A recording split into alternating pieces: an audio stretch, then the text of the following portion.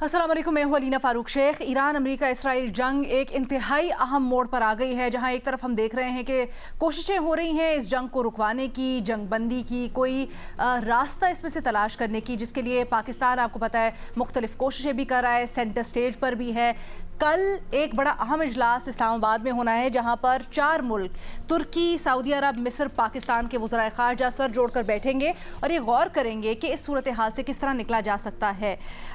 दूसरी तरफ Steve Witkoff, जो कि अमेरिका के स्पेशल एनवॉय भी हैं, ट्रंप के बड़े करीब समझे जाते हैं और सारे मैटर को देख भी रहे हैं, उन्होंने एक दिलचस्प बयान जारी किया है, इस उम्मीद का इजहार किया है कि आने वाला हफ्ता अमेरिका ईरान मुज़ाकरात या बातचीत से मुतल्लिक बड़ा अहम हो सकता है। बराह रास्त मुज़ाकरात भी शुरू हो सकते हैं, बातचीत भी हो सकती है, और ये भी कहा कि ट्रंप चाहते हैं कि इस जंग का खात्मा हो। लेकिन दूसरी जानिब ट्रंप ने जो जंग बंदी की डेडलाइन दी थी, उसकी तो इसराइल ने धज्जियां उड़ा दी हैं। इसराइल के ईरान पर हमले जारी हैं। ईरान भी न सिर्फ जवाबी कार्रवाई कर रहा है इसके नतीजे में, बल्कि एक और बड़ी अहम डेवलपमेंट ये हुई है कि हौथी यमन की तरफ से ईरान के हिमायती जो हौथी बागी हैं, उन्होंने भी ईरान की हिमायत में जवाबी हमले किए हैं और इसराइल के टारगेट्स को निशाना बनाया है। इसको भी प्रोग्राम में हम डिस्कस करेंगे।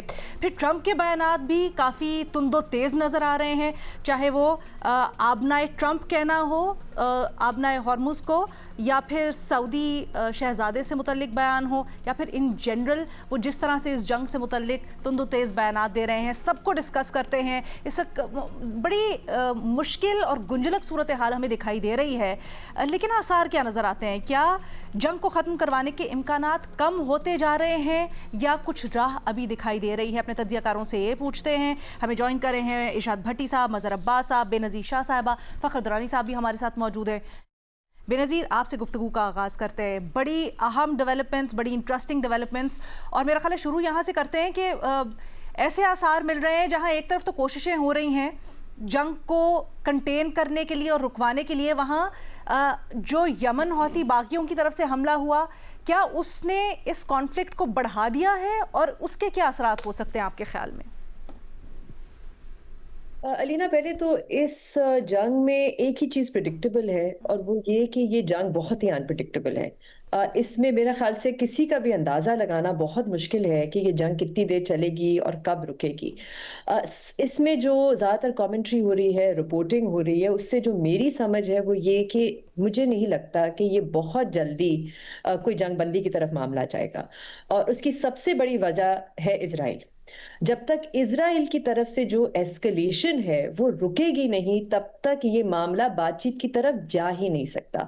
जैसे आपने बताया कि एक तरफ तो डोनाल्ड ट्रंप ने कहा कि 10 दिन की डेडलाइन दी कि 10 दिन तक हम जो है ईरान में जो इंफ्रास्ट्रक्चर है उस पर हमला नहीं करेंगे, और उस दौरान कल हमने देखा कि इजराइल ने ईरान में एक स्टील मिल पे भी हमला किया, एक यूरेनियम सिविलियन प्लांट था उसमें हमला किया, और एक रेजिडेंशियल एरिया जहां पे बहुत सी खवातीन और बच्चों की जाने गई उस पे हमला किया। तो जब तक ये नहीं रुकेगा, जब तक इजराइल को अमेरिका नहीं रोकेगा, तब तक ये बातचीत शुरू ही नहीं हो सकती। फिर आपने बात की जो यमन के हूती है, वो बहुत देर से ये सवाल भी पूछा जा रहा था कि वो क्यों नहीं शामिल हो रहे, जिनको एक प्रॉक्सी समझा जाता है ईरान का। उनकी तरफ से अब मिसाइल फायर किए गए हैं और वो मान भी गए हैं कि उन्हें इजराइल की तरफ से किए हैं। अब ये मामला कितना मजीद बढ़ता है, वो इसमें कितना शामिल होते हैं, ये देखना पड़ेगा। लेकिन एक खदशा रहा है कि इस वक्त जो 2 ट्रेडिंग रूट्स हैं, एक स्ट्रेट ऑफ हॉर्मुज जो पहले ही बंद हुआ है, उसमें बहुत कम जो शिप्स है वो गुजर रही हैं, दूसरा है जो रेड सी, और उसके बारे में यही कहा जा रहा है कि अगर हूतीज जो है, इन्होंने वहां पे जो पहले भी इन्होंने हमले किए थे, फिर एक सीज फायर हुआ था अमेरिका के साथ भी और यूएन में भी, अगर वहां पे उन्होंने ये ट्रेडिंग रूट भी रोक दिया तो फिर तो एनर्जी क्राइसिस मजीद बिगड़ सकती है पूरी दुनिया के लिए। तेल की कीमतें, और फिर वो जो सुएज कैनाल है, अगर उसको चोक कर दिया तो बहुत सीरियस किस्म का जो है इकोनॉमिक क्राइसिस पूरी दुनिया में बन सकता है। दूसरा जो इंडिकेशन है, मेरी जो असेसमेंट है, जो इंडिकेशन है कि ये जंग इस वक्त जंग बंदी की तरफ या मामला बातचीत की तरफ नहीं जा रहा, مزید بگڑ رہا ہے وہ یہ کہ جو امریکہ فوجی بھیج رہے ہیں، ابھی کچھ دن بعد ایک جو یونٹ ہے وہ پہنچ جائے گا، اس کے بعد 2 اور یونٹس ہے، جس کا مطلب کہ اینڈ میں تقریباً 7,000 سے 10,000 امریکن فوجی کہا جا رہا ہے کہ خطے میں بھیجے جا رہے ہیں، اور یہ بڑے اسپیشلائز یونٹس ہیں۔ ان کے بارے میں یہ کہا جاتا ہے کہ جو 2-3 آئیلینڈز ہیں اسٹریٹ آف ہرموز میں جو ایران کے پاس ہے، ان پہ یہ قبضہ کرنے کے لیے آ رہے ہیں۔ اچھا، اس میں سے 1-2 آئیلینڈز ایسے بھی ہیں جہاں پہ یو اے ای اور ایران کی ایک ڈسپیوٹ ہے، یو اے ای کہتا ہے کہ ہمارا ان پہ حق ہے کہ یہ اسٹریٹ آف ہرموز پہ ہیں اور وہاں سے ان کو کنٹرول کیا جا سکتا ہے۔ تو اب یہ کچھ رپورٹنگ ہو رہی ہے کہ اگر امریکہ ان پہ قبضہ کرتا ہے تو ان کے پاس یو اے ای کی سپورٹ ان کے پاس ہوگی۔ تو اگر یو اے ای بھی اس میں شامل ہوتا ہے، یمن کے جو ہوتی ہیں وہ بھی اس میں شامل ہوتے ہیں، ابھی عراق میں بھی دیکھنا ہے کیا سچویشن بنتی ہے۔ تو جیسے میں نے کہا، ابھی تک تو الینا یہی لگ رہا ہے کہ یہ جنگ مزید بڑھے گی۔ آج آپ نے دیکھا کل کہ ڈونلڈ ٹرمپ نے سعودی عربیہ کے بارے میں جس قسم کی زبان استعمال کی، وہاں سے ابھی تک کوئی ریاکشن نہیں آیا۔ تو ابھی دیکھنا پڑے گا کہ وہاں سے کیا ریاکشن آتا ہے، کیا جو گلف ممالک ہیں وہ اس قسم کی زبان کے بعد ایران کے زیادہ قریب ہوتے ہیں، امریکہ سے دور ہوتے ہیں۔ ایک انٹرسٹنگ چیز ہے جو نوٹ کرنے والی ہے، وہ ہے قطر پہ پچھلے 4-5 دن سے کوئی حملہ نہیں ہوا۔ اس کے بارے میں یہ کہا جا رہا ہے کہ وہاں پہ کوئی بیک چینل ایران کے ساتھ قطر کی کوئی ڈیل یا بات چیت چل رہی ہے۔ تو سب اس وقت جو گلف ممالک ہیں وہ لگتا ہے الگ الگ طریقے سے اس معاملے کو ڈیل کر رہے ہیں۔ ایک میں اور چیز کا بات کرنا چاہوں گی جو میرے خیال سے اتنا امپورٹنٹ نہیں ہے لیکن ایک انٹرسٹنگ بات ہے۔ نیو یارک ٹائمز میں ایک بڑا انٹرسٹنگ آرٹیکل آیا جس میں انہیں تفصیل سے بتایا کہ اس وقت جو ڈونلڈ ٹرمپ ہیں ان کے پاس کوئی ایکسپیرینس ٹیم بھی نہیں ہے جو نیگوشیٹ کر سکے، جیسے بائیڈن کے پاس تھی یا اوباما کے پاس تھی، کیونکہ ڈونلڈ ٹرمپ کے آتے ساتھ ہی انہوں نے اسٹیٹ ڈپارٹمنٹ کی ڈاؤن سائزنگ کی، بہت سیزن بیوروکریٹس نکال دیے ہیں۔ ابھی وہ ریلائی کرتے ہیں کس پہ؟ 3-4 لوگ ہیں جس میں جیرڈ کشنر ہے، اسٹیو وٹکاف ہے، دونوں کا ریل اسٹیٹ کا بیک گراؤنڈ ہے، وہ ہر چیز کو real estate point of view سے دیکھتے ہیں۔ پھر مارکو روبیو جو ہے، ان کے بارے میں جو نیشنل سیکیورٹی ایڈوائزر بھی ہے، اور ماضی میں جو نیشنل سیکیورٹی ایڈوائزرز ہوتے تھے ان کا کام ہوتا تھا پرسنل کانٹیکٹس بنانا، ان کا کام ہوتا تھا دوسرے ممالک میں جا کے جو بعد میں امریکہ کے کام آئے۔ ان کے بارے میں کہا جاتا ہے یہ فون ڈپلومیسی کرتے ہیں، زیادہ تر فون کرتے ہیں، ان کے کوئی پرسنل کانٹیکٹس نہیں ہے۔ تو یہ بھی ایک بہت بڑا سیٹ بیک ہے۔ جے ڈی وینس کے پاس بھی کوئی ایکسپیرینس نہیں ہے۔ تو یہ بھی ایک چیز ہے بڑی انٹرسٹنگ دیکھنے والی کہ ٹرمپ کے پاس اس وقت کوئی سیزنڈ ایکسپیرینس ٹیم نہیں ہے جو اتنے کمپلیکس معاملے کو نیگوشیٹ کر سکے۔ ایک آخری بات میں صرف یہ بھی کہنا چاہوں گی کہ تھوڑا سا ایران کے بھی آپ دیکھیں جو ڈیمانڈز ہیں وہ تھوڑی سی تبدیل ہوئی ہیں۔ پہلے بات ہوتی تھی ایران سے تو یورینیم انریچمنٹ پہ بات ہوتی تھی، سینکشن ریلیف پہ بات ہوتی تھی، لیکن اب ہو رہی ہے ایران کی طرف سے جو ایک مین ڈیمانڈ ہے وہ اسٹریٹ آف ہرموز ہے کہ ہمارا اس پہ لیوریج لینا چاہیے ہے، ہم یہاں سے ٹول بھی کلیکٹ کریں گے، ہمارا یہاں پہ کنٹرول بھی رہے گا۔ اب ہو سکتا ہے کہ یہ ایک بہت بڑا پوائنٹ آف کنٹینشن ہو خاص طور پہ امریکہ کے لیے اور گلف ممالک کے لیے۔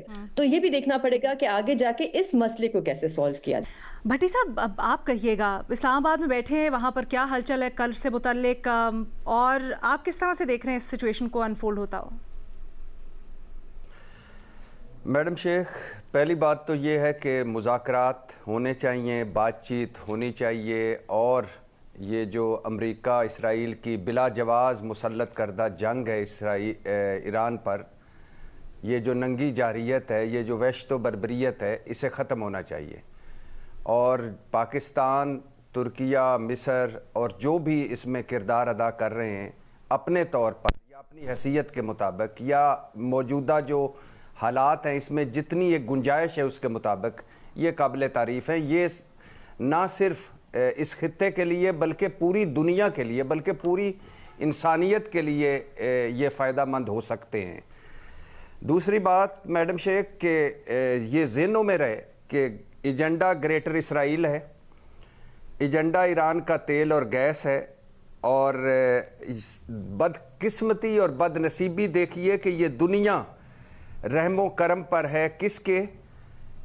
صدر ٹرمپ کے، جو پل میں تولا پل میں ماشا ہو جاتے ہیں، جو بے رحم سوداگر ہیں اور جنہیں دنیا کی کسی قانون، کسی ضابطے، کسی اخلاقیات کا کوئی پاس نہیں، اور جنہیں کسی کے بارے میں کبھی بھی کوئی بھی وہ بات کر سکتے ہیں، اور جو ان کی فرسٹریشن اور ڈپریشن ہے وہ آپ نے دیکھا یہ جو محمد بن سلمان صاحب کے بارے میں، سعودی عرب کے بارے میں، یعنی سعودی عرب نے کمال کردار ادا کیا اس میں ابھی تک، اور اس اسرائیل اور امریکہ کی خواہش کے باوجود اس جنگ میں نہیں وہ آئے. اور ان ساروں کی تو خواہش تھی، امریکہ کی بھی اور اسرائیل کی. پہلے کیا تھی؟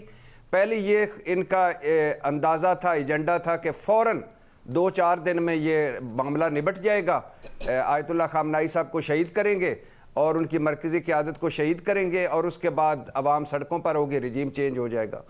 لیکن ان ساروں کی بد نصیبی دیکھیے اور ایران کی باکمال، لازوال اور بے مثال مزاحمت دیکھیے کہ کل تک ان ساروں کا ایجنڈا کیا تھا، ہدف اول کیا تھا؟ Regime change. آج کیا ہے؟ آبنائے ہرمز.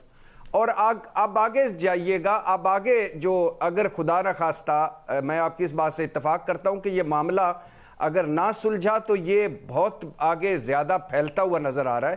باب المندب، آبنائے باب المندب بند ہونے والا ہے. وہاں حوثیوں کا کنٹرول ہے اور وہ تھوڑی جگہ ہے، 3-4 میل کا اس کا وہ پٹی ہے، اور وہ اگر ہو گیا تو وہاں سے $1 ٹریلین کی تجارت ہوتی ہے. اگر وہ ہو گیا تو یہ پورا خطہ، اس کے کتنے اثرات ہوں گے وہ آپ اندازہ نہیں کر سکتے. اور جو اسرائیل کے اندر نیتن یاہو کے خلاف آوازیں، اسرائیلی آرمی چیف کی جو ہے، اس کے علاوہ جو یہ ٹرمپ صاحب یہ جو اب 6 دن دے دیے، 10 دن دے دیے، جنگ ختم ہونے والی ہے، جنگ جیت چکے ہیں، ہم نے سارا اہداف حاصل کر لیے، یہ کوئی ایران کی محبت میں نہیں ہے. یہ جو ان پہ دباؤ پڑ رہا ہے اور عالمی سطح پر جو دباؤ پڑ رہا ہے تیل اور گیس کا، یہ سارا تیل اور گیس کی اور ان کی قیمتیں برقرار رکھنا اور وہ سارا ہے. تو ایک طرف ٹرمپ صاحب ہیں میڈم شیخ، جن کو کوئی پاسداری نہیں، جو ایپسٹین فائلز کے کردار ہیں ایک، اور امریکیوں کی ایک کثیر تعداد یہ سمجھتی ہے کہ اس سے توجہ ہٹانے کے لیے انہوں نے ادھر حملہ کیا، اور امریکہ فرسٹ سے اسرائیل فرسٹ تک، اور جنگوں سے نکلنے سے جنگوں میں گھسنے تک ٹرمپ صاحب کی اپنے حال جو امریکہ میں ہے وہ سب کے سامنے. دوسری طرف نیتن یاہو ہے جس پر کرپشن کے مقدمے ہیں اور اس کی سیاست داؤ پہ لگی ہوئی ہے، اور وہ ایک گریٹر اسرائیل والا ایجنڈا ہے، نقشہ جاری کر چکے ہیں اور وہ اس پہ لگے ہوئے ہیں. دوسری طرف وہ ہیں جن کو بھی کوئی، یعنی آپ اندازہ کریں، کوئی اقوام متحدہ، کوئی عالمی ادارہ، کوئی ان کو بھی پاس نہیں ہے. تو یہ بد نصیبی ہے کہ ان کے حوالے ہے. تیسری بات، مذاکرات. میں نے کہا مذاکرات ہونے چاہیے، لیکن یہی مذاکرات کل ہو رہے تھے. آپ اندازہ کریں نا کہ 9/11 کے بعد امریکہ نے جنگوں میں 9,40,000 لوگوں کو قتل کیا ہے. آپ مجھے بتائیں کہ یہ لوگوں کو ان کے کس کے ذمے ہیں؟ یعنی کون ہے؟ لیبیا کیوں کھنڈر بنا دیا گیا؟ عراق کیوں کھنڈر بنا دیا گیا؟ یہ ایران کیوں کھنڈر بنایا جا رہا ہے؟ تو مذاکرات کل تک ہو رہے تھے، حملہ کر دیا. عمان خوش تھا کہ سارا کچھ معاملہ ٹھیک ہو گیا، پھر حملہ کر دیا. تو اب سب سے بڑا سوال یہ ہے کہ ٹرمپ صاحب جو ایران والے کہہ رہے ہیں کہ دھوکے باز ہے، جھوٹا ہے، اور اعتبار کون کرے؟ پہلی بات 2 جملے کہ پہلی بات کہ ٹرمپ صاحب کا اعتبار کون کرے، دوسری بات کہ ٹرمپ صاحب کی گارنٹی کون دے گا؟ اب 10 دن انہوں نے دیے، ادھر حملے ہو رہے ہیں، اور اگر کوئی معاہدہ ہو بھی جاتا ہے، کیا یہ چاروں ثالث اس قابل ہے، ان کی حیثیت اس قابل ہے، یا ان کے پاس اتنی طاقت ہے کہ وہ معاہدے پر عمل درآمد کروا لیں گے، یا ٹرمپ صاحب کی گارنٹی دے لیں گے، یا دوبارہ ایران پر کوئی حملہ نہیں ہوگا؟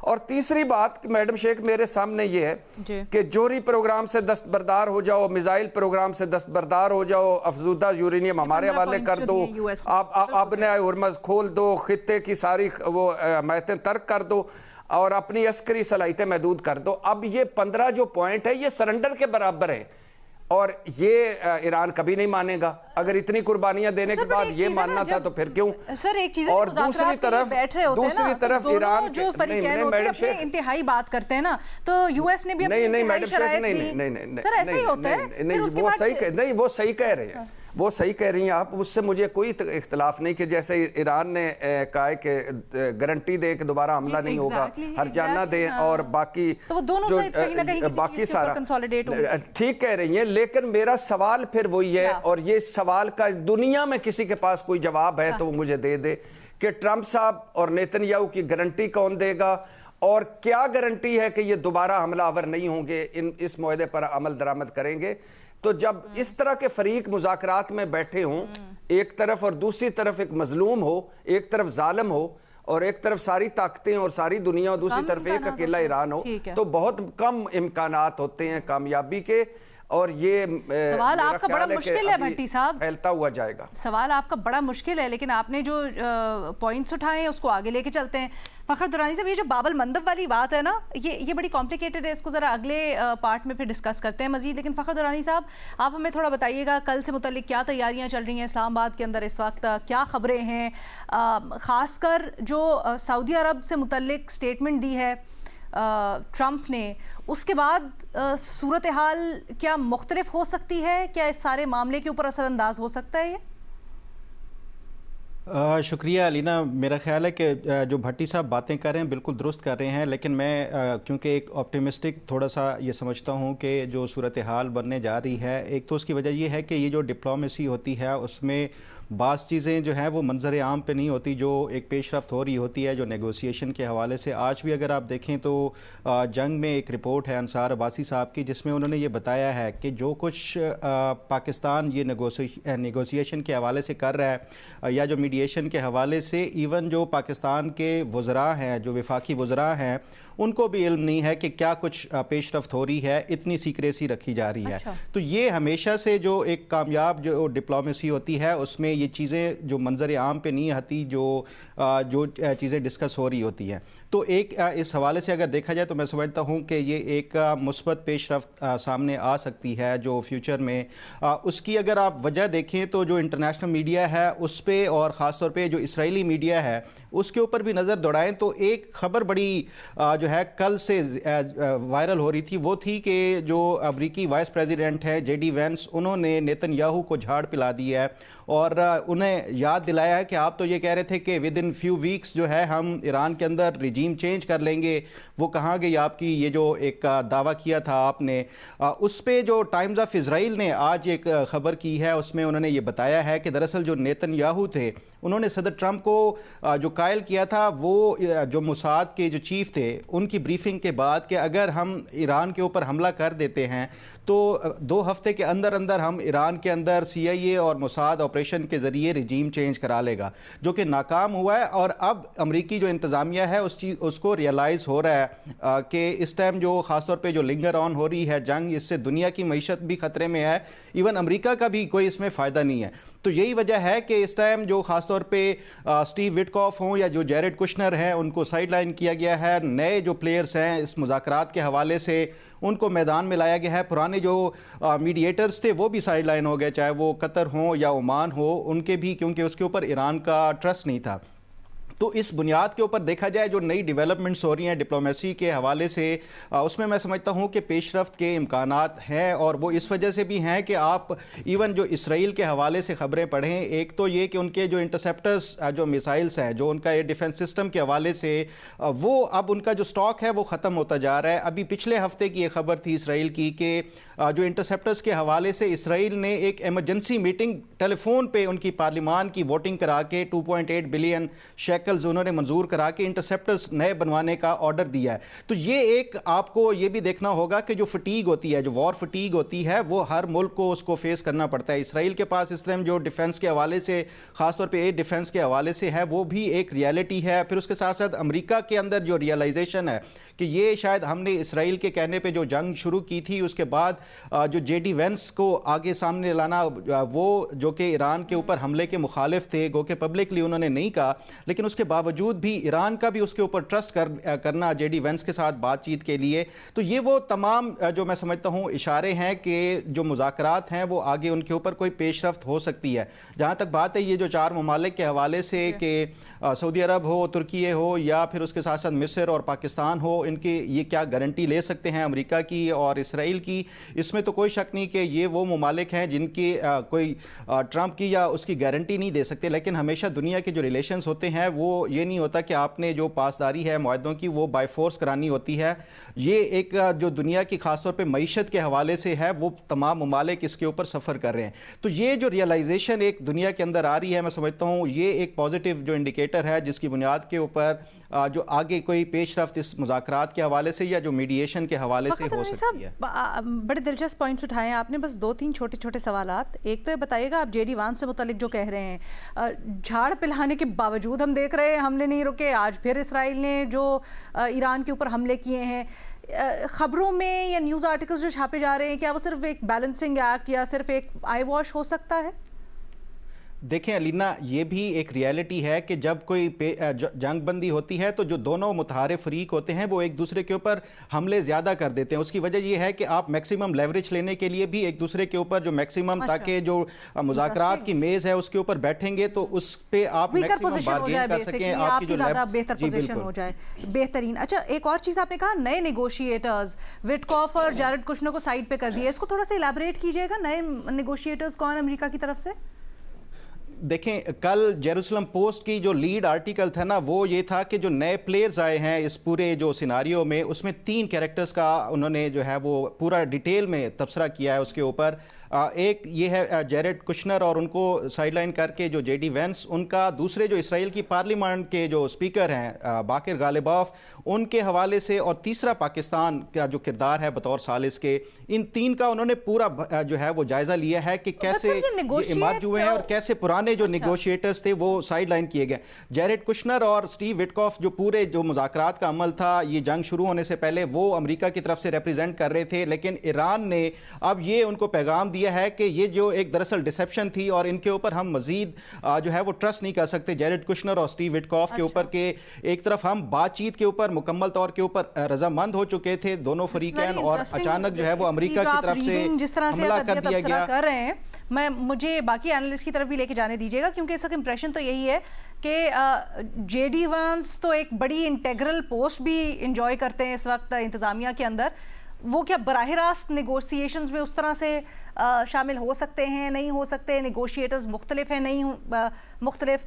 بٹ مظہر عباس صاحب کی پہلے اس کے اوپر رائے جانتے ہیں. مظہر صاحب آپ اس وقت کیا دیکھ رہے ہیں, کس طرح سے چیزیں ٹرن آؤٹ کرتی ہوئی, اور خاص کر کیا آپ سمجھ رہے ہیں کہ یہ جنگ بڑھے گی مزید, اس کے اشارے ملتے ہیں؟ دیکھیں, ایک تو یہ کہ پاکستان کے لیے ایک بہت بڑی اپارچونٹی ہے. اگر پاکستان کا رول جو ثالثی والا رول ہے یا میڈیٹر والا رول ہے اس میں کسی حد تک کامیابی ہوتی ہے تو آگے چل کے پاکستان کے لیے بہت بڑی اپارچونٹی ہے.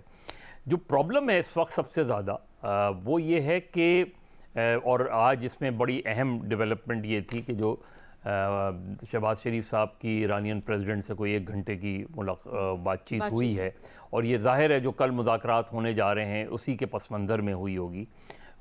ایران کی جو شرائط ہیں, امریکہ کی جو شرائط ہیں, یہ ممالک جب کل بیٹھیں گے, وزرائے خارجہ بیٹھیں گے تو اس میں کہیں بیچ کا راستہ. اصل چیز یہ کہ اس میٹنگ کا بنیادی مقصد یہ ہے کہ ایران اور امریکہ کے درمیان منیمم پوائنٹس پہ کوئی بات چیت ڈائریکٹ ہو سکتی ہے, نہیں ہو سکتی, بات چیت کروائی جا سکتی ہے.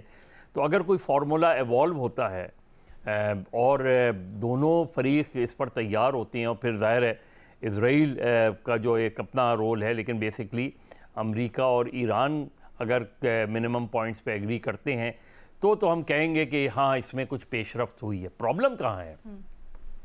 جو یہ اب تک عرب اسرائیل جو کانفلکٹس رہے ہیں پچھلے 50-60 سال سے, اس میں پرابلم یہ ہے کہ اس وقت جو سب سے ڈیفیکلٹ شخص ہیں وہ خود ڈونلڈ ٹرمپ ہیں, اور موسٹ انپریڈکٹیبل سب وہ ایمرج ہو کے آئے ہیں کہ ورلڈز موسٹ انپریڈکٹیبل پرسن.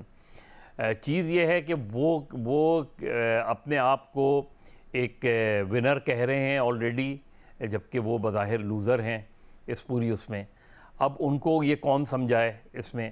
تیسرے یہ کہ کیا یہ ممالک جن میں سعودی عرب, ترکیہ اور پاکستان اور مصر ہیں, کیا یہ ان کا کوئی بھی اقدام جو ہے وہ اسرائیل کے لیے قابل قبول ہوگا؟ اب وہ تھرو امریکہ ہی ہو سکتا ہے اس میں. تو اصل چیز یہ کہ اب جس طرح بھی اب یہ بات ہو رہی تھی کہ ڈونلڈ ٹرمپ کا جس طرح سعودی عرب کے حوالے سے یہ جو چیزیں ہیں اس لیے مذاکرات میرا خیال ہے اب تک اتنے، اگر ہم پچھلے 50 سال سب سے مشکل مذاکرات ہیں. اس کی وجہ یہ کہ ایک مائنڈ سیٹ ہے کہ ایران کو تباہ کر دیا جائے، ایک مائنڈ سیٹ ہے کہ ایران اپنی شکست قبول کر لے، ایک مائنڈ سیٹ ہے کہ ایران کو جو ہے وہ اس کے نیوکلیئر اور ساری چیزوں کو، ان کے جو پروگرام اس کو ختم کر دیا جائے. لیکن ہوا یہ کہ 1 مہینے میں یہ سارے دعوے اور یہ ساری امیدیں جو ہیں وہ خاک میں مل گئیں. اب پرابلم یہ ہے کہ کس طریقے سے ایران، امریکہ اور اسرائیل جو ہے ایران پہ جنگ بندی پہ تیار ہوں.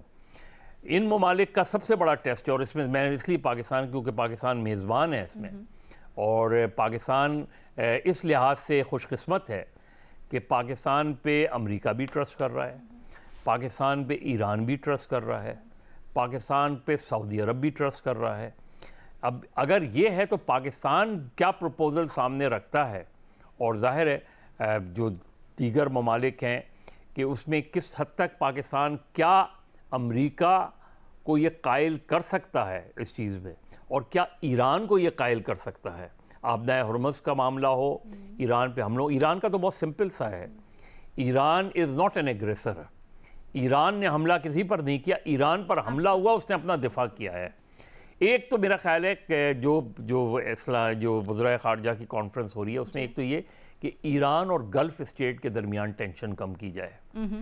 دوسرے بڑا لارجر کانفلکٹ ہے، تو 2 کانفلکٹس ہیں. ایک یہ کہ ایران اور گلف اسٹیٹ کے درمیان اس جنگ کے بعد آپ یہ سمجھ رہے ہیں کہ پاکستان بھی کوئی پروپوزل دے گا. آپ نے میزبانی کہا، ویسے یہ بھی ابھی انڈیفائنڈ ہے کہ پاکستان کیا میزبانی کرے گا یا ترکی کرے گا، لیکن آپ یہ کہہ رہے ہیں پاکستان پروپوزل دے سکتا ہے. یہاں پر پاکستان کی ایسی کوئی رول آپ کو نظر آتا ہے؟ کیوں پاکستان پہ ایگری کرنا کہ اسلام آباد میں مذاکرات ہوں، یہ بذات خود ایک بہت بڑی ڈیولپمنٹ. متضاد اطلاعات آ رہی ہیں.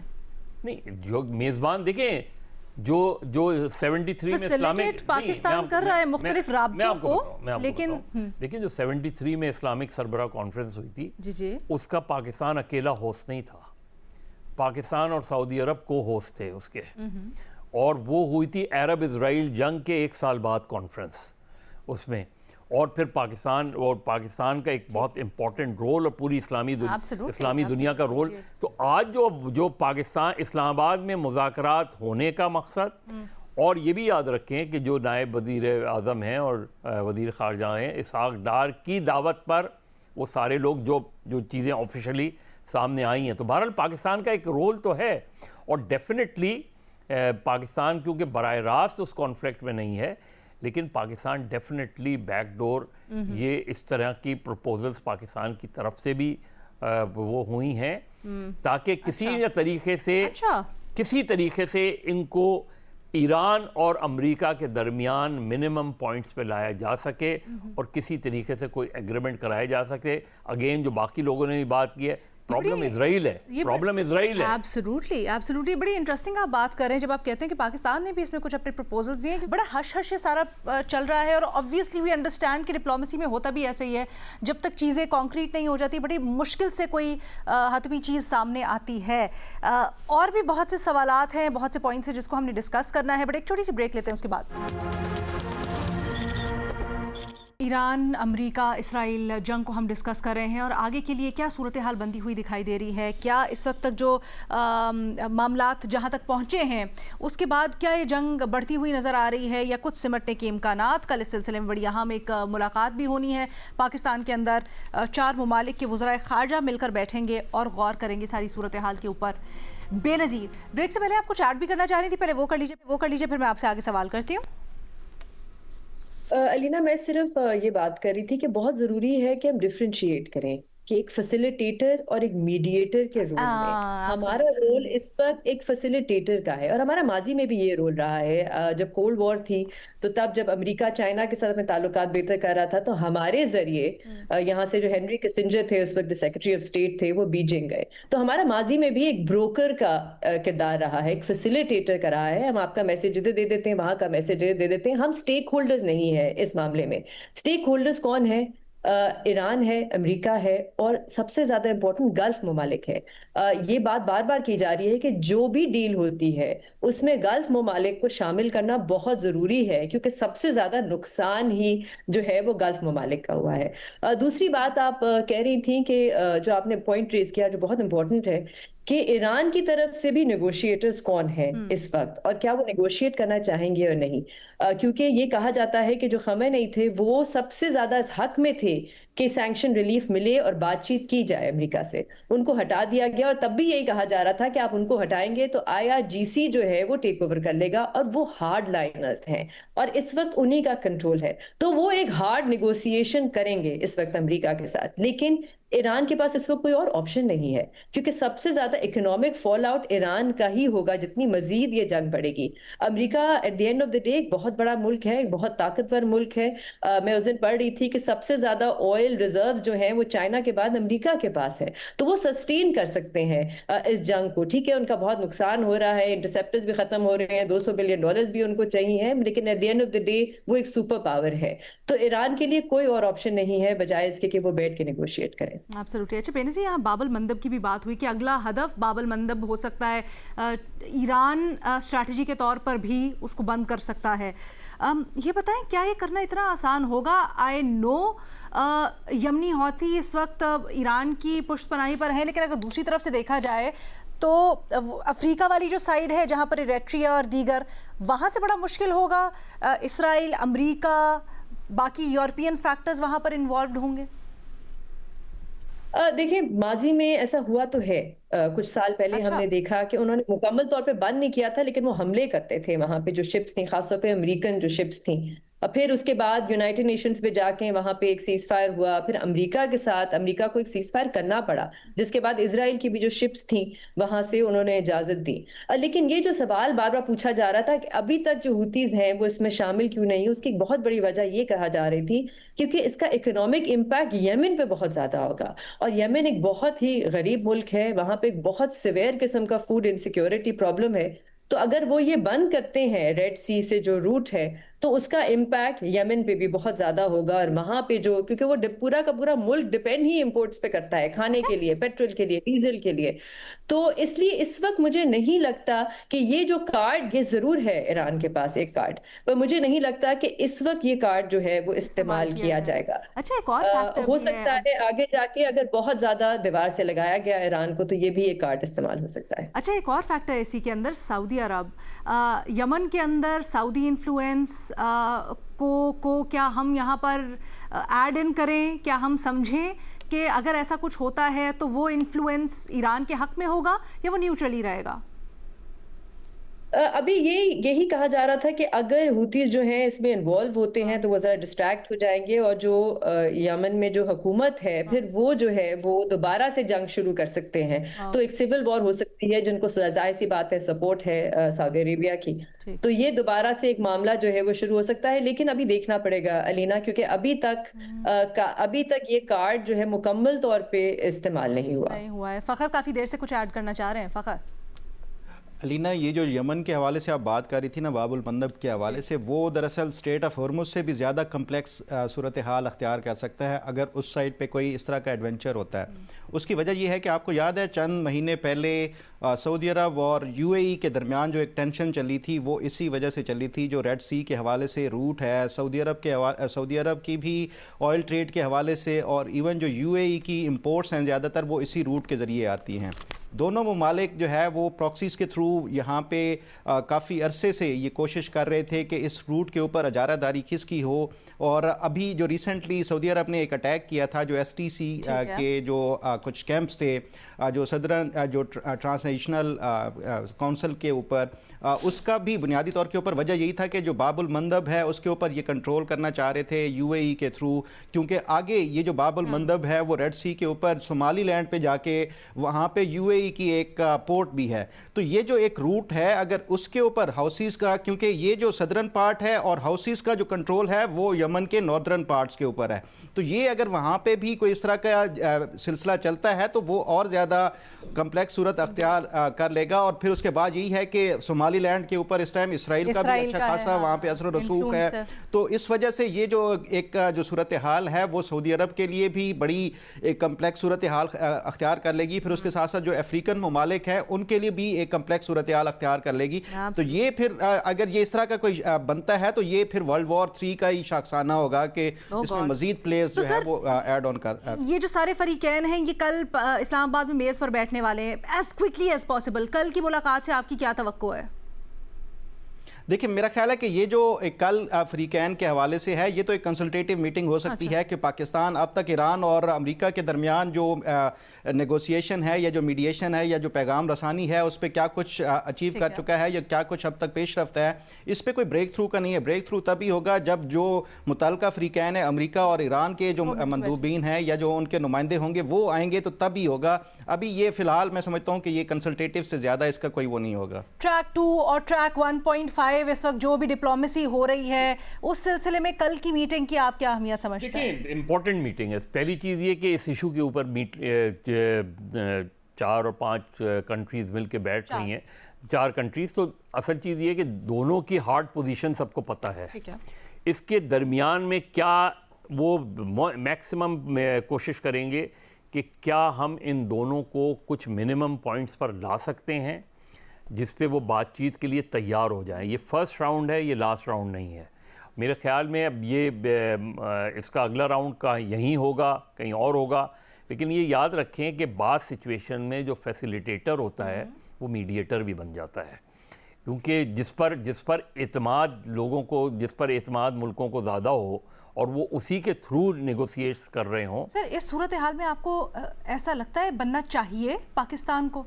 دیکھیے نہیں بننا تو چاہیے اس لیے کہ پاکستان کے انٹرسٹ میں ہے کہ جنگ ختم ہو. فیسیلیٹیٹر نہیں, میڈیٹر یا جس طرح آپ کہہ رہے تھے کہ درمیان میں کچھ پروپوزل کسی بھی طریقے سے اگر جنگ ختم کرنے کے لیے پاکستان کے پاس کوئی ایسی تجاویز ہوں تو بالکل اس کو سامنے رکھنا چاہیے, اور میرا خیال ہے رکھی جائیں گی.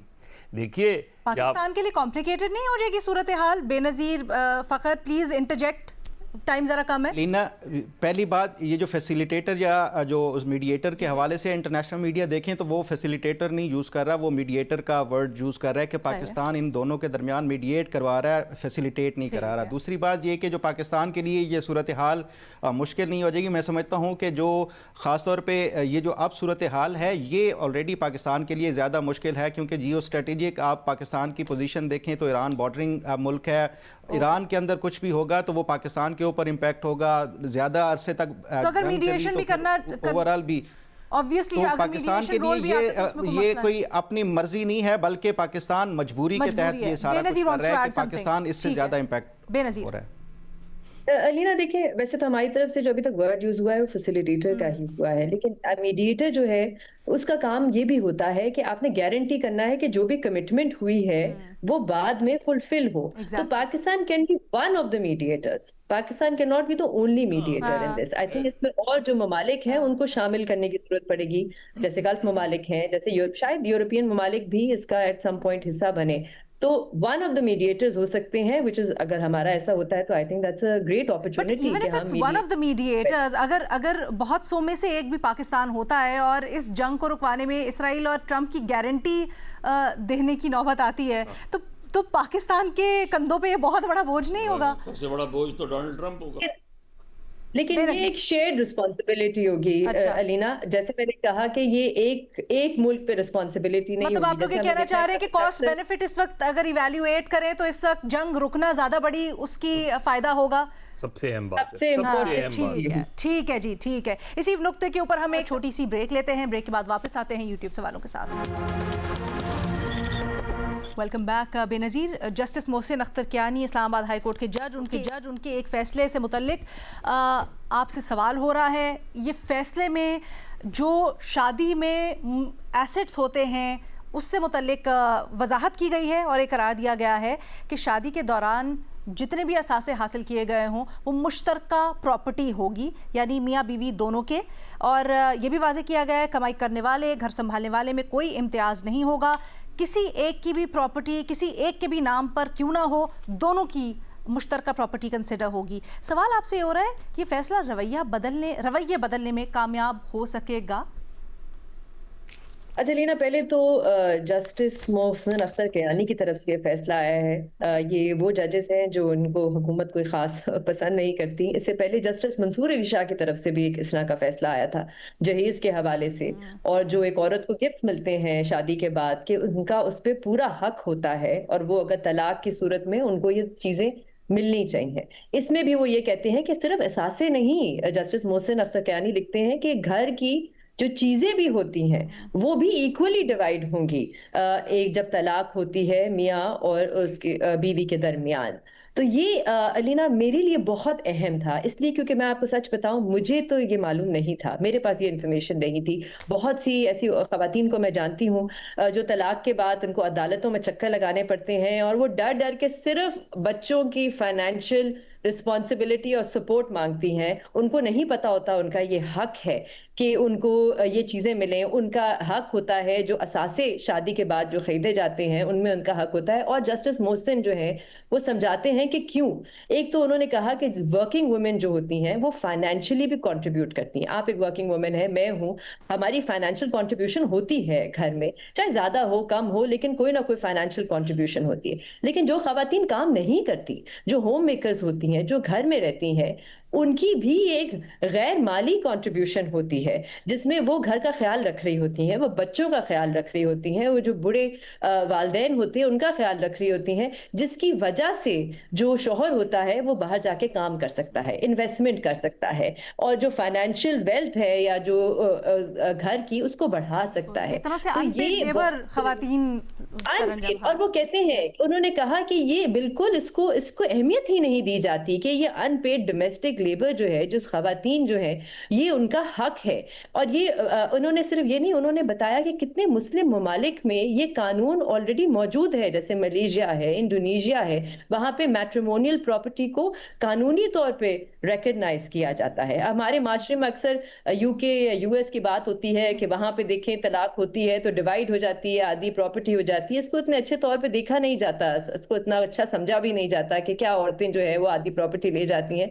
लेकिन वो बताते हैं कि बहुत से मुस्लिम ममालिक हैं जहां पे ये कानून है, और उन्होंने ये लिखा कि हुकूमत को जल्द से जल्द इस पे कानून साजी करनी चाहिए। और जहां तक मुझे पता है, बैरिस्टर अली जफर साहब ने सेनेट में बिल भी पेश किया था कुछ अरसे पहले इससे मुतालिक। अब मुझे अभी इस वक्त ये नहीं पता कि उस बिल की इस वक्त कहाँ पे है वो बिल, लेकिन उन्होंने इस हवाले से बिल पेश किया था। और जस्टिस मोहसिन अख्तर कियानी ने यह भी लिखा है, जो बहुत अहम है मेरे लिए, कि निकाहनामा में एक सेक्शन ऐड किया जाए जहां पे ये लिखा जाए कि जो असासे हैं, जो बाकी चीजें हैं, वो बाद में तलाक के वक्त जो है वो इक्वली डिवाइड होंगी। जैसे हम बाहर के मुल्कों में देखते हैं प्रीनप होता है, यानी प्रीनप्चुअल एक अग्रीमेंट होता है जिसमें लिखा जाता है कि मर्द के असासे हैं शादी से पहले, खातून के असासे हैं, और इन केस तलाक हो जाती है तो इस तरह से डिवीजन हो गया। और ऐसा क्यों होता है अलीना? क्योंकि वहां पे भी, बाहर भी, और ये बाकी मुस्लिम ममालिक में एक शादी को इक्वल पार्टनरशिप समझा जाता है।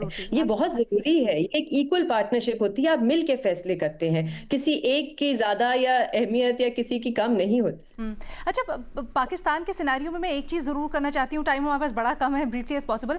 इसका अगर फ्लिप साइड देखें, कई घराने ऐसे भी हैं जहाँ पर मर्द हजरात कमा नहीं रहे होते हैं, जो मेल काउंटर पार्ट है इस मैरिज के अंदर, वो तो कई दफ़ा ना सिर्फ घर में कंट्रीब्यूट नहीं कर रहा होता किसी तरह से, बल्कि जो उसको इमोशनली फिजिकली कंट्रीब्यूट करना चाहिए वो भी नहीं हो रहा होता। लेकिन जब एसेट डिवीजन की बात आएगी तो उसको एक्सप्लॉइट भी किया जा सकता है। हाउ डू यू थिंक उस चीज़ को, उस सिचुएशन को मिटिगेट किया जा सकता है? अलीना, उस सिचुएशन में तो मेरे ख्याल से तो फिर औरत का ही हक है, बिकॉज क्योंकि एक रिस्पॉन्सिबिलिटी होती है मर्दों पे, अगर वो पूरी नहीं कर रहे तो मेरे ख्याल से तो फाइनेंशियली भी जो है वो औरत का पूरा हक होना चाहिए। हम लोग थोड़े से एक्सक्यूजेस भी बनाते हैं इस किस्म के मर्दों के लिए कि चले कोई मसला है, नहीं हो सकता, आई थिंक हमें एक्सक्यूजेस भी बनाना बंद कर देना चाहिए, क्योंकि एक रिस्पॉन्सिबिलिटी है और दोनों को अपनी रिस्पॉन्सिबिलिटी पूरी करनी चाहिए। ठीक है, thank you so much Benazir Shah साहिबा। आगे बढ़ते हैं मज़हर अब्बास सर, आपसे सवाल हो रहा है। हाफिज़ नईम उर रहमान का कहना है पीपल्स पार्टी ने सिंध और कराची को तबाह किया है, अरबों रुपए खर्च करके बुनियादी तरक्याती काम मुकम्मल नहीं किए। आपके ख्याल में हाफिज़ नईम की तनकीद दुरुस्त है? पहली चीज़ तो ये कि कराची और सिंध एक ही चीज़ है। सिंध को तबाह किया है बशमूल कराची आप कह सकते हैं। हाफिज़ नईम साहब का जो कराची के हवाले से बात कर रहे हैं काफ़ी हद तक दुरुस्त भी है, लेकिन पॉलिटिकल पॉइंट स्कोरिंग भी है। इसलिए कि बहरहाल बहुत से टाउन्स उनके पास भी हैं, उनकी जमात के पास भी हैं, तो उन्हें बताना चाहिए कि उनके टाउन्स ने अब तक या माजी में क्या काम किए हैं उसमें उस हद तक। लेकिन ओवरऑल जो उनकी बात है वो बिल्कुल दुरुस्त है। देखिए, ये सिंध हुकूमत की ज़िम्मेदारी है, यानी किसी हुकूमत को अगर 14 साल हो गए हैं और जितने भी कराची के बड़े प्रोजेक्ट्स हैं, आप कराची सर्कुलर रेलवे ले लें, आप K4 ले लें, आप मास ट्रांजिट ले लें, और भी दीगर जो उसकी बात करते हैं, वो क्यों नहीं कंप्लीट हुए, क्यों नहीं हुए ये इतने। और कॉस्ट ऑफ आप देखें ना, अभी एक अंडरपास जिसका जो करीमाबाद का अंडरपास बना है, उसकी जो इनिशियल कॉस्ट थी वो 1.5 बिलियन थी, जो अगर मैं गलत नहीं हूँ, और जो बंद कर अब कंप्लीट होने जा रहा है अगले महीने 4 अरब रुपए। कोई जस्टिफिकेशन है इस चीज़ की? डार्क ह्यूमर हो जाएगी। लेकिन मेरा ख्याल है इस वक्त तो जैसे बुनियादी सवाल हम अभी इसमें बात कर रहे थे ना कि कौन सा रास्ता जल्दी खुलेगा, इस वक्त तो ये हमारा सवाल होना चाहिए, क्या इस वक्त स्ट्रेट ऑफ हॉर्मुज खुलेगा पहले या फिर हमारी यूनिवर्सिटी रोड पहले खुलेगी? इस पे मुज़ाकरात होने चाहिए। हो सैड, मगर ये हाल है हमारे। ये सेफ सिटी, देखिए safe city project, thank you, safe city project 2010 का सेफ सिटी प्रोजेक्ट, उसकी कॉस्ट जो है 200-300% ज़्यादा हो गई है। तो ये जवाब तो सिंध हुकूमत को देने चाहिए। Very sad, thank you so much mother साहब। फ़खर साहब बताइएगा, हुकूमत ने 2 मरतबा पेट्रोल की कीमत नहीं बढ़ाई है, कहा है कि अभी वो हुकूमत बोझ अपने सर ले रही है, आवाम पे नहीं डाल रही है, और कहा है कि इसके मुतल्लिक प्लानिंग भी हो रही है। सर आप बताइएगा, इस्लामाबाद में बैठे क्या प्लानिंग है? स्मार्ट लॉकडाउन, मुख्तलिफ एप्लीकेशंस, हम इत्तलात और ख़बरें सुन रहे हैं, बट कोई जामे प्लान है हुकूमत के पास इस सिलसिले में? अलीना, बहुत ही अहम सवाल, और ख़ास तौर पे जो मौजूदा सूरत हाल है उसमें मेरा ख्याल है कि ये बड़ा इंपॉर्टेंट है इसके हवाले से इस पे बात करना। पहली बात तो ये है कि ये जो पेट्रोलियम प्राइसेस हैं, ये अगर आप जंग रुक भी जाए, अगले हफ्ते तक भी रुक जाए, तो उसके बाद भी जो पेट्रोलियम प्राइसेस हैं इंटरनेशनल मार्केट में भी और इवन जो ममालिक हैं उसमें भी स्टेबलाइज होने में कई महीने लगेंगे। उसकी वजह यह है कि आप देखें जो अरब ममालिक हैं उनका इंफ्रास्ट्रक्चर ख़ास तौर पर जो पेट्रोलियम मसनूआत के हवाले से है, LNG प्लांट्स वगैरह जो है वो तबाह किए गए हैं, ऑयल रिफाइनरीज को अटैक करके वो टारगेट किया गया है। तो ये कई महीने तक, 6-7 महीने तक इसके असरात हो सकते हैं। सर पाकिस्तान ने क्या प्लानिंग की है? इसके जो असरात हैं, और जो हुकूमत पाकिस्तान है, मैं समझता हूँ इंतहाई कमज़ोर और ये हिकमत अमली है, ख़ास तौर पे कि ये जो सारा बर्डन है वो हुकूमत अपने ऊपर बर्दाश्त कर रही है। गो कि मैं ये समझता हूँ कि ये एंटी अवाम मेरा जवाब होगा, लेकिन अगर आप इसको रियलिस्टिक होकर देखें कि जो हुकूमत की तरफ से ये फ़ैसला है, तीसरा हफ्ता है कि हुकूमत ये कह रही है कि हम ये जो बर्डन है अपने ऊपर वो ले रहे हैं और आप आवाम के ऊपर पास ऑन नहीं कर रहे। उसका इम्पैक्ट क्या पड़ रहा है? आप अब अगर सड़कों के ऊपर देखें तो जो ट्रांसपोर्ट है उसी तरह का रवां दवां है, कोई इसका इम्पैक्ट नहीं पड़ रहा जो प्राइसेस के हवाले से, तब तक नहीं पड़ सकता जब तक कि जो इसका बर्डन है वो अवाम के ऊपर भी कुछ जो है वो हुकूमत शेयर नहीं करेगी। जब तक जो पेट्रोलियम प्राइसेस नहीं बढ़ेंगी, शायद अवाम भी जो है वो जो एक ऑस्टेरिटी वाली जो ड्राइव है वो उसमें शामिल नहीं होगी। तो इसलिए मैं समझता हूँ कि इसको खबर है हमारे पास मुख्तलिफ प्लान्स बताए जा रहे हैं, एप्लीकेशंस का कहा जा रहा है, स्मार्ट लॉकडाउन की बातें हो रही हैं, क्या रोल आउट होने वाला है जल्द ऐसा कुछ या नहीं? देखें, बज़ाहिर अगर देखा जाए तो जो 4 हफ्ते हुए हैं इस जंग में, 4 हफ्तों में पहली जो हफ्ता था उसमें हुकूमत ने 55 रुपए जो पेट्रोल है वो बढ़ाया। उसके बाद 3 हफ्ते जो है, एक हफ्ते उन्होंने कहा कि हमने 23 अरब रुपए जो है वो हुकूमत खुद इसके अखराजात बर्दाश्त कर रही है, दूसरे हफ्ते 46 बिलियन, तीसरे हफ्ते 56 बिलियन। बज़ाहिर ये लगता है कि हुकूमत जो है वो नेक्स्ट इसमें जो पेट्रोलियम प्राइसेस है वो बढ़ा सकती है, क्योंकि पिछले 8 महीने का अगर आप डाटा देखें जो पेट्रोलियम लेवी के हवाले से, तो वो 1 ट्रिलियन 1000 अरब रुपए हुकूमत ने इकट्ठा किया है। ये पेट्रोलियम लेवी दरअसल होती यही है कि जो प्राइसेस जो स्टेबलाइजर के हवाले से वो होती है, लेकिन ये अब हुकूमत बज़ाहिर ये लगता है कि नेक्स्ट उसमें हुकूमत इसकी जो प्राइसेस हैं वो बढ़ा सकती है, करेगी, स्मार्ट लॉकडाउन और वो और ये आपने बड़ी अहम बात समझते हैं कि हुकूमत को अवाम को पास ऑन करना चाहिए था पिछली 2 बारियों में भी, कम से कम इस बार में, ताकि अवाम भी इसको संजीदगी से लेती। हम कोशिश करेंगे इसके ऊपर आने वाले दिनों में इकनॉमिक माहिरीन से भी बात करें कि वो क्या मुख्तलिफ तरीके हैं जिससे अवाम पे भी कम बोझ पड़ सके, और ये जो मेजर्स हैं हमारे इस वक्त तलब और रसद को कंट्रोल करने के, कीमतों के ऊपर कंट्रोल करने के, वो भी इन प्लेस आ सकें। आज के प्रोग्राम से इजाज़त दें, अल्लाह हाफ़िज़।